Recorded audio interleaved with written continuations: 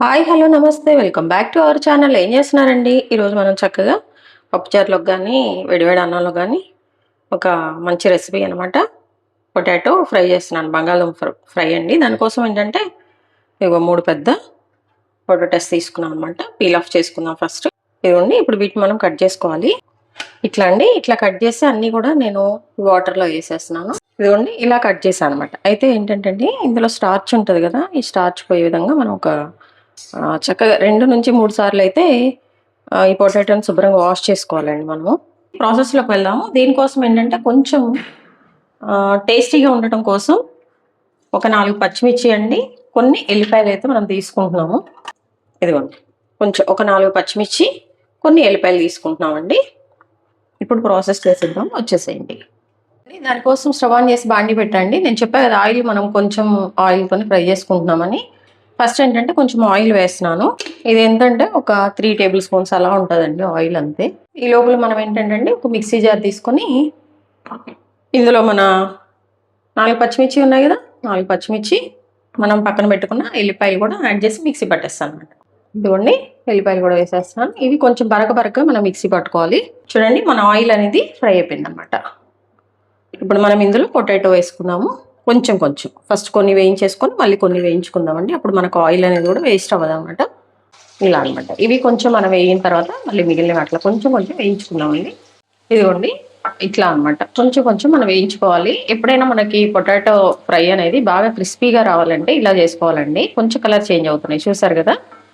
ఇవి కొంచెం brown colour రాగానే తీసేసి మనము వేరే బౌల్లో అయితే పెట్టుకొని మిగిలినవి కూడా అలా వేయించేసుకోవాలండి. ప్రాసెస్ ఇది.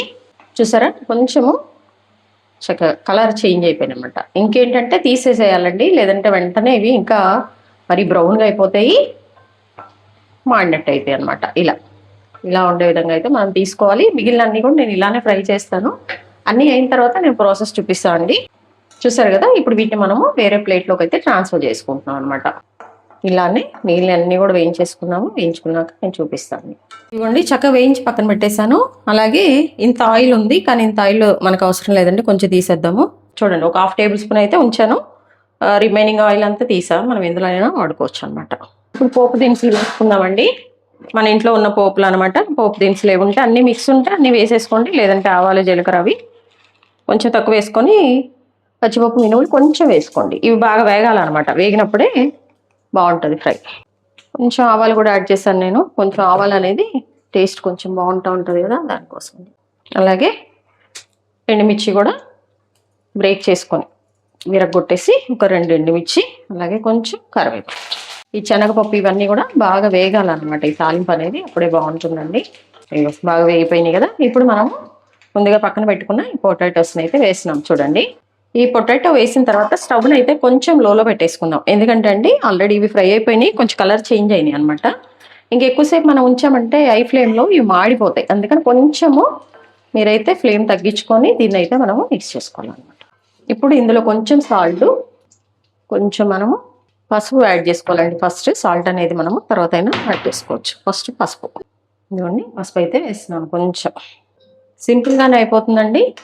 పొటాటో వేగటానికి కూడా మనకు ఎక్కువ టైం అయితే ఏం పట్టలేదు అనమాట. చాలా త్వరగానే వేగిపోయినాయి పొటాటో. చూసారా, కొంచెం సౌండ్ కూడా అంతా చాలా కొంచెం క్రిస్పీగా బాగుందన్నమాట. సాల్ట్ అనేది మనము కొంచెం లాస్ట్లో యాడ్ చేద్దామండి. ఎందుకంటే ఇప్పుడు యాడ్ చేసామంటే మెత్తబడిపోతుంది. మనం మిక్సీ వేసి పక్కన పెట్టుకున్నాం కదా, పచ్చిమిర్చి ఎల్లిపాయ అనమాట. కోర్సుగా అయితే నేను మిక్సీ వేసాను. దీన్ని ఇప్పుడు దీనికి యాడ్ చేసేద్దాము. ఇదిగోండి, అసలు ఏ ఫ్రైకైనా కానీ కొంచెం ఎల్లిపాయ అది ఉంటే బాగుంటుంది కదండి. చక్కగా మనం పచ్చిమిర్చి ఎల్లిపాయ వేస్తున్నాం అనమాట. ఈ స్పైస్ సరిపోతుంది, కానీ లాస్ట్లో కొంచెం ఫినిషింగ్ కోసం మనం కొద్దిగా కారం వేసుకున్నా కానీ బాగా ఉంటుందండి. ఇప్పుడు ఇందులో పచ్చివాసన అంతా పోయే వరకు అయితే మనం వీటిని మిక్స్ చేసుకోవాలండి. మనం పచ్చిమిర్చి ఎల్లిపాయ పచ్చి వేసాం కదా, ఇందుకే సిమ్లో పెట్టేసుకోండి. సిమ్లో అంటే మరీ సిమ్లో కాదండి, మీడియం ఫ్లేమ్లో పెట్టేసుకోవాలి. పెట్టేసుకున్నాక చక్కగా మనము చూడండి, ఇందులో పచ్చివాసన అంతా పోయే విధంగా మనం ఒక్కసారి కలుపుకుంటూ చక్కగా మనము వేయించేసుకోవాలన్నమాట. చూసారు కదా, కలర్ఫుల్గా ఉంది కదండి, చక్కగా తినాలనిపిస్తుంది. ఇప్పుడు మనం కొంచెము రుచికి సరిపడినంత సాల్ట్ అయితే యాడ్ చేద్దాం. ఫ్రై కాబట్టి కొంచెం పడుతుందండి, చూసుకొని వేసుకోండి. చూసారు కదా, నేను కొంచెం వేసాను. మీరు మీ టేస్ట్కి సరిపడా అయితే వేసుకోండి.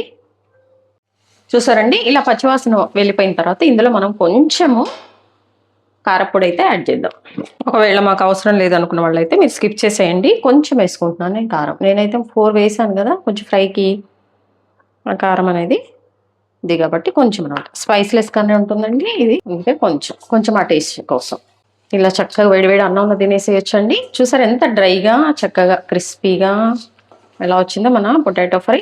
ఇలా ట్రై చేయండి ఎప్పుడైనా, బాగుంటుంది అనమాట. పిల్లలు అందరు తినేస్తారు. మరి ముఖ్యంగా రసంకి కానీ పప్పుచారుకి సాంబార్కి వాటికైతే చాలా బాగుంటుంది అనమాట. చూసారు కదా, ఇదేంటంటే మీడియం ఫ్లేమ్లోనే పెట్టాం కాబట్టి అండి ఏం మాడవు. ఇప్పుడు లాస్ట్లో కొంచెం కొత్తిమీర వేసేసి స్టవ్ ఆఫ్ చేసుకొని చక్కగా వేడివేడికి సర్వ్ చేసుకోండి.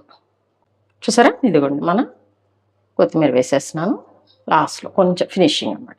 ఒకసారి కలిపేసి స్టవ్ ఆఫ్ చేసేద్దాం.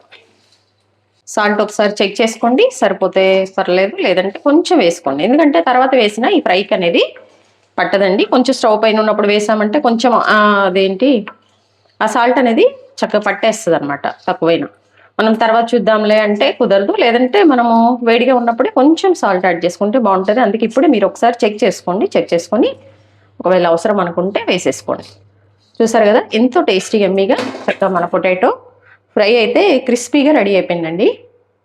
స్టవ్ ఆఫ్ చేసేస్తున్నాను. చూసారండి, ఎంతో టేస్టీగా ఎమ్మీగా చక్క పొటాటో ఫ్రై అండి.